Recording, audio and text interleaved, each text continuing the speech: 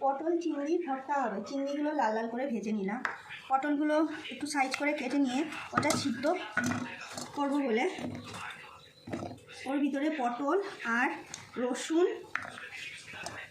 আর লঙ্কা দিয়ে সিদ্ধ করে নিলাম। লবণ, হলুদ আর জল দিয়ে সিদ্ধ করলাম।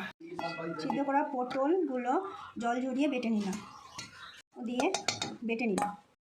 তেল গরম হয়ে গেলে ওই চিংড়ি আর পটল বাটাটা দিয়ে দিলাম।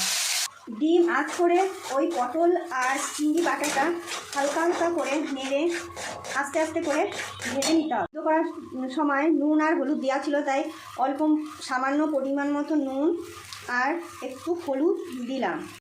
ভাজা থেকে যখন তেলগুলো বেরিয়ে বেরিয়ে আসছে তখন একটু সর্ষে পাউডার দিয়ে দিলাম। শুকনো শুকনো করে নামিয়ে নিলাম। যখন ভাজা থেকে তেলটা বেরিয়ে আসবে তখন বুঝতে হবে যে হয়ে গেছে। রেসিপিটা যদি ভালো লাগে থাকে তাহলে অবশ্যই কমেন্ট করবেন, শেয়ার লাইক করে দেবেন।